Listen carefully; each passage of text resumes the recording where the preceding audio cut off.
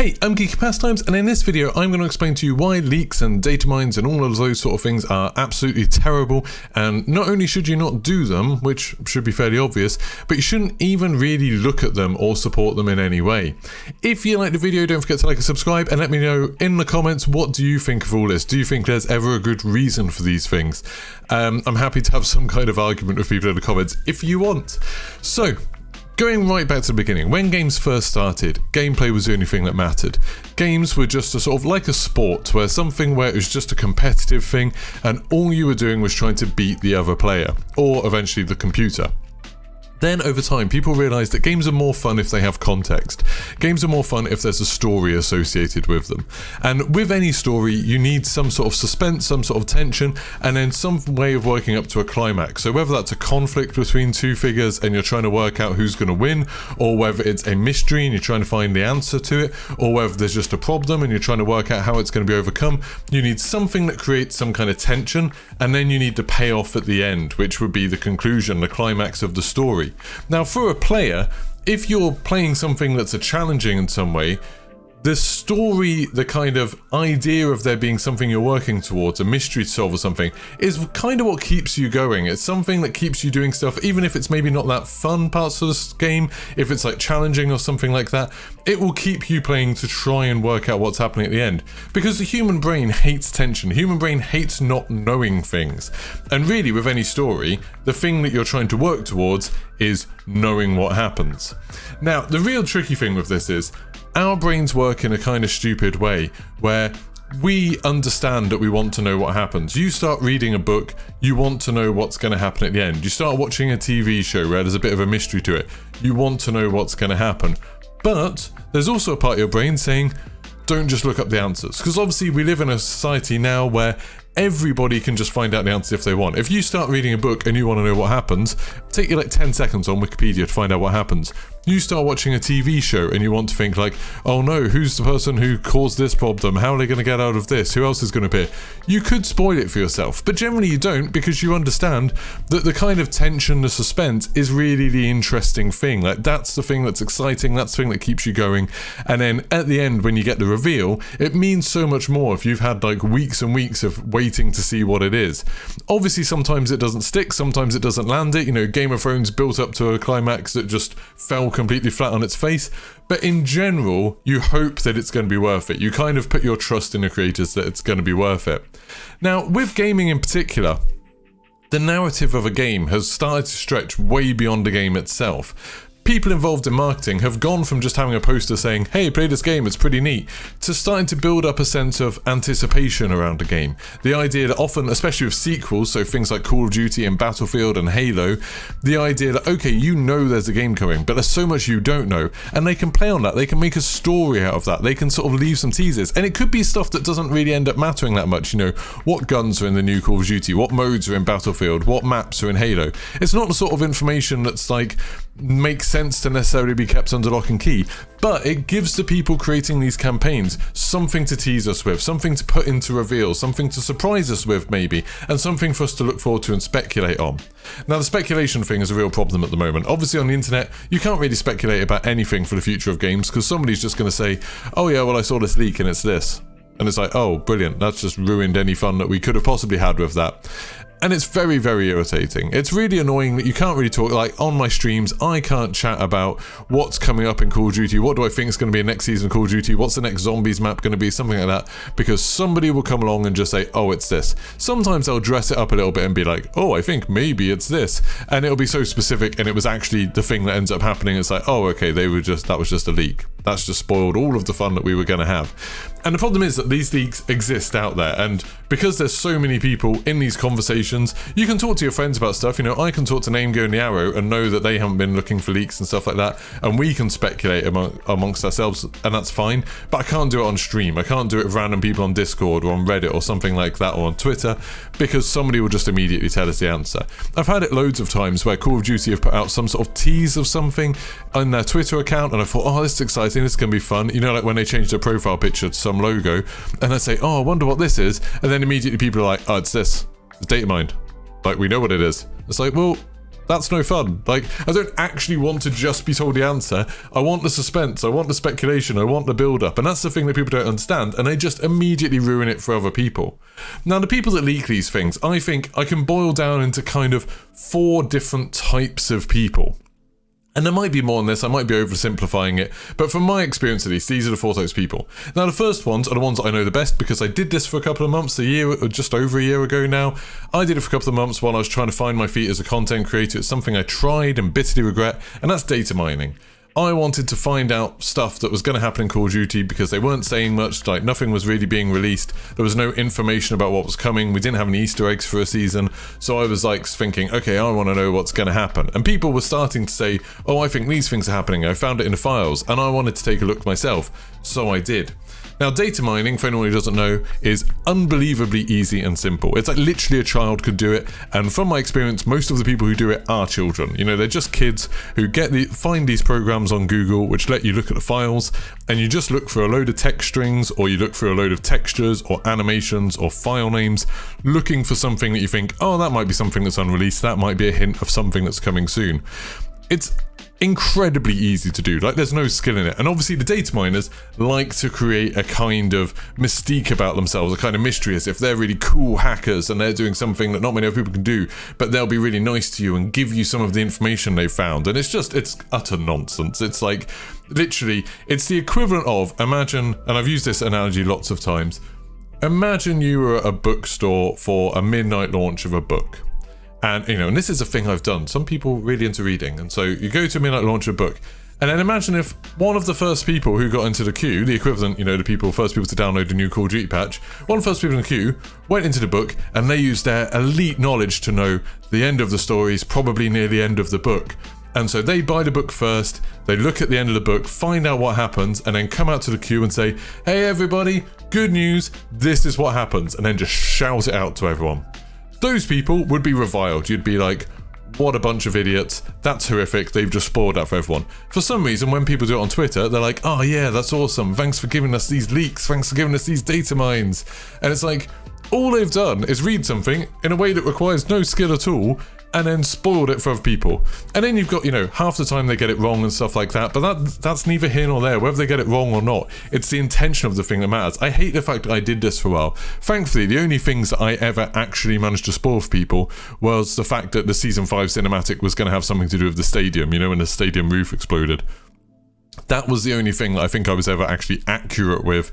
The rest of what I did was just debunking other people. But I still feel bad even about that, the fact that I had decided to go onto Twitter and be like, hey look, I found this, I know what's going to happen in Season 5 cinematic. It's like, how was that good for anyone? How was it good for anyone that I told you what was going to happen before it was revealed? You know, isn't it much cooler to find out that that was going to happen by watching the cinematic and being surprised, rather than reading it on some rando's Twitter account and then when it comes to the real thing being like, oh yeah, I knew that was going to happen. Like, how is that any more fun in any way? It's just worse for everyone. So I hate the fact I did it, but obviously loads of people do it. And the reason loads of people do it is because it's easy. It's like super easy content. It's an easy way to get seen by people. It's an easy way to get people to take notice of you. Back then, I'd be super excited if like Charlie Intel or Eurogame or even Modern Warzone, if they would post something that I'd said, I'd be like, oh yeah, that's really exciting. These are these like channels that I read, and then they're paying attention to me. And that's why kids do this. That's why people bother doing any of the data mining. It's easy and it gets you attention, and that's it. There's no other benefits to it at all. Now, the second people who leak stuff, and I feel like these, the way I'm going through this, they're going to get progressively worse. The second type of people are journalists and creators, content creators, who break NDAs. And this is something that we've seen a lot over the summer with Battlefield in particular, where sometimes some content creators and journalists have been given access to something, access to a bit of information, access to a trailer, stuff like that, maybe a week in advance or a few days in advance, and they're told, please keep this quiet so we can keep like the reveal exciting. So when we have the reveal, everyone's revealing stuff at the same time. It'll be a really exciting day. And then some idiot goes and leaks it. Some idiot decides to leak footage of something, or some idiot decides to leak a screenshot or a bunch of information, and it just spoils it for everyone. So it makes the reveal less exciting because all of the information's already known.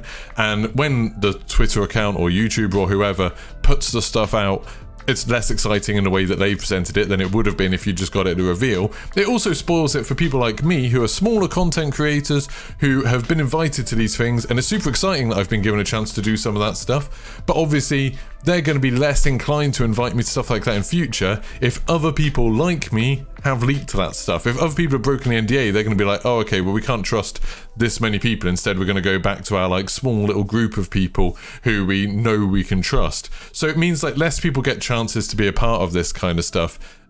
Because some people ruin it for everyone else. So those people, it's harder to understand why they do it. Because if you're a content creator, say if you're making a website, you're making a game website, a gaming news website, and someone like EA trusts you with a bunch of information saying like, okay, there's an NDA on this, but I'm going to give you all this information now so you can get your articles ready, get your videos ready, and then when the NDA is up, that's when you can post everything, when the embargo ends. Some websites, and obviously one website did do this with the last big embargo, could sit there and be, well, we could like accept the NDA and the embargo, or we could accept the NDA, make that trust, build that relationship, fake it a little bit, and then break the embargo, because then loads of people will come to our website first because we're going to have that news out there first, so then everyone's going to pay attention to us and nobody else. Now, that's obviously very short-sighted, because that means that one article will probably do very well, but then you'll never be able to work with EA again, or you'll never be able to work with DICE again. And I imagine a lot of other studios will look at someone who's broken an embargo, even if it's of one of their competitors, and think, I don't want to work with that guy, like he's obviously not trustworthy, like you can't trust someone who's breaking NDAs. So it's like they're ruining potential future relationships, which just sucks. Now obviously the reason some content creators do that sort of stuff, like do video stuff like that, they don't even publish it on their own channels because they're too scared of being caught, because the NDA is, you know, pretty hefty, and as far as I know, everyone who broke one of those Battlefield NDAs was caught. Like they found out who did it fairly quickly, so it's quite a sort of scary thing. So instead, they give the little bits of information, they give the little like snippets of information to somebody else, you know, to one of these Twitter accounts that just does loads of leaks, or to put them on Reddit or put them on 4chan or something like that, because they want the attention from that community, or they want the attention from that Twitter account saying like, hey, I'll give you this sort of stuff, because then they get to have a conversation with someone they follow. And then there's this weird clout chasing where it's just like, hey, this makes me look important. And again, going back to the thing with the data miners, there's no skill involved, there's no intelligence involved, it's literally just a matter of, I have access to this because someone trusted me, I'm going to abuse that trust and break it for a little bit of clout. Like, they haven't done anything impressive. People who leak stuff, people who break NDAs, have never done anything impressive. All they've done is break someone's trust. That's it. Normally, they've broken the trust of the developers of the games that they love, which just seems horrific to me. Now, the third type of people who do this stuff are the people who break NDAs who are employees. Now, obviously, this is very, very similar to the second one, but instead of them being content creators who have built up a relationship with someone, built up some trust, these are people who have signed contracts working at a company. Normally, I'm assuming the people that leak stuff from companies are like QA testers, you know, people who are maybe there on a contract, maybe not there for very long, don't have any kind of allegiance to the company, maybe haven't had the best experience working there, something like that, and then they decide to leak things. That's the hardest thing to stop, because they could just be doing it out of spite, they could just be doing it for clout, for all those other reasons. They are just spoiling stuff, they're idiots, they're ruining things that other people have planned, but it's kind of hard to understand like how you could possibly stop that from happening, other than not having as many QA testers, which is obviously very, very bad for everyone. You know, being more restrictive with your application process would make it much more difficult. Or I suppose being nicer to your employees and hoping that then they have some faith in the company, but I'm not sure. Now, the fourth type of people who leak stuff, and these are the ones who I think cause the most damage, the ones who really cause problems, they spoil things for people. These are the content creators and the people who run Twitter channels and the people who run some really big gaming news websites that retweet this stuff and repost this stuff and make stories and videos about it. You know, the sort of people who have Twitter accounts that will be just amalgamating lots of leaks and data mine stuff and all of that sort of thing. They might make YouTube videos where they just do summaries of all of the leaks and stuff that are going on. Even some of the big websites like Eurogamer and IGN, they post stuff like this and they spread it out to loads of people. And if you're like me and you're just interested in gaming news, it's almost impossible to avoid. You know, if Eurogamer suddenly posts something saying like, oh, the next Call of Duty is called this and has these functions and stuff like that, I'm not going to avoid that, because I'm not just going to cut myself off from social media entirely. Now, these people, it's a bit weird, because while they do have a relationship with the people that they're leaking stuff from, you know, like Activision, Call of Duty, stuff like that, they're not the actual ones breaking the NDAs. They're just reporting on someone else who's done it. They can point to a tweet, they can point to a video and say, oh look, someone else has said it, we're just reporting on that story. And this really annoys me because it's desperate and it's pathetic and it's lazy. It's not journalism. Like, these people, if you're posting on, oh, this mode is going to be in the new Call of Duty game, that is not journalism. That's not something that needs to come out. That's something that was going to come out as part of a marketing plan, and there was going to be some suspense, there was going to be some tension, maybe some reveals, some teasers, all of that exciting stuff, and all you've done is gone and ruined it because you were desperate for content. You were desperate for some clicks, for some views, things like that, and so you've done something incredibly lazy. Journalism, in terms of games, really should be looking at stuff like finding out the stories behind the developers, finding out the sort of scandals that are going on, you know, everything that's been going on at Blizzard and Ubisoft and things like that. That's proper games journalism. Finding out a feature from a new game before it's announced officially is just spoiling stuff. Like, can you imagine if Eurogamer ran a story where it's like, you'll never guess what the ending to the next Last of Us game is, and then they just put it in an article, or like put it in a thumbnail which they then put on Twitter? That would be obscene, but they're kind of doing that in a more subtle way by just spoiling bits of the reveal campaigns. Now, I get lots of people are going to be like, oh, why are you sticking up for marketing? Like, marketing's evil. Marketing just makes you want to buy stuff that you don't need and stuff like that. They're just trying to get pre-orders and all that sort of stuff. And I kind of understand that cynicism. But I'm also someone who's heavily invested in being excited about video games. I'm really excited in video games. I love the way they're revealed. I love E3. I love Gamescom. I love all the stuff Keighley does with Summer Game Fest and the Game Awards, all of that sort of stuff. I really enjoy having the information presented to me in a way that gets me excited about a game. So that hype isn't just when I'm playing the game. That hype builds up for months before, and the whole story of the game starts off with the beginning of the reveal. I find that really interesting, and I find it really annoying that people insist on just trying to spoil it constantly for their own selfish ends, for their own purposes, to try and get clicks, to try and get views, to try and get attention, because that's all it is. Now, all of you who are sitting there thinking like, oh yeah, I agree, like, I look at the leaks sometimes, but I'd never be the person to break an NDA, or I'd never run a website that does those sort of things. If you're liking stuff on Twitter, if you're retweeting stuff, if you're seeing stuff on Reddit and posting it somewhere else, you're doing the same thing. You're sharing those leaks to people who don't want to see them. Twitter and YouTube and Reddit and all of those things run in a really kind of annoying way where you will see content that you didn't expressly sign up for. Now, obviously that's a good thing because it helps you to discover new things, but when it comes to leaks and spoilers and stuff like that, as soon as you put that on Twitter, as soon as you choose to put that on Twitter or Reddit or YouTube or anything like that, there's a chance someone will accidentally see it. There's a chance someone will see it who didn't want to see it. And then, even if you've made the decision that you don't care about games narratives, you don't care about marketing campaigns, you don't care about hype before a game or anticipation or the idea of like building up to something, you don't care about any of that. By sharing it, you've taken that choice away from someone else. You've like ruined it for someone else. And I've had stuff ruined like that for me so many times now, where it's something that I would have liked to have seen a reveal. I would have liked to see a trailer. I hate it when it's like E3 and a few hours before the Microsoft conference, someone comes out and just tweets, these are the games that you're going to see in this order. And it's like, oh. Like, the surprise I would have felt is now reduced. It's exactly the same as if you were walking into a cinema and someone was walking out of the same film but the previous showing, and they were like, oh my god, you'll never believe when this happens. And it's like, great. Now, you can still enjoy the film, you can still watch the film, but all of the suspense is gone, all of that tension is gone, the sort of thing that makes the climax, the reveal exciting is gone. And that's what you're doing every time you share a leaked piece of content, every time you leak a piece of content, anything like that, you are ruining that cycle of tension and suspense and then climax and the catharsis and the sort of enjoyment of a payoff of all of that stuff. And I don't think that's fair. I don't think it's fair to the developers or the people who work really hard in the marketing teams and the community managers and all stuff like that. And I don't think it's fair on other gamers who are interested in this stuff and enjoy this stuff. So the reason I made this video really is to kind of implore people to not support those videos, not support those tweets, not support those things. Obviously lots and lots of Twitter accounts and stuff like that and YouTube channels only do the leaks and stuff as part of their content. Like, encourage them to do the other stuff in their content, playing the games, talking about the games, having fun with the games, enjoying them, like getting hyped about them, speculating, that side of stuff.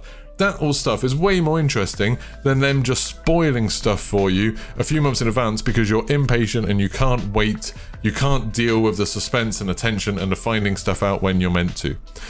So, have a think about it. Let me know in the comments if you've got a counter argument to any of this. I'd love to hear it. What do you think about these channels that sort of leak stuff and everything like that? I don't want to name names or anything like that. This isn't a personal thing. I'm not trying to, like, I don't know what the equivalent of sub-tweeting is, sub-videoing, talking about anyone in specific. This is a very general problem that's happening across the entire kind of gaming community, gaming industry, and I'm really fed up of it. So if you liked the video, don't forget to like and subscribe. If you want to check me out on Twitch, it's twitch.tv/geeky pastimes, and I'll see you soon. Goodbye.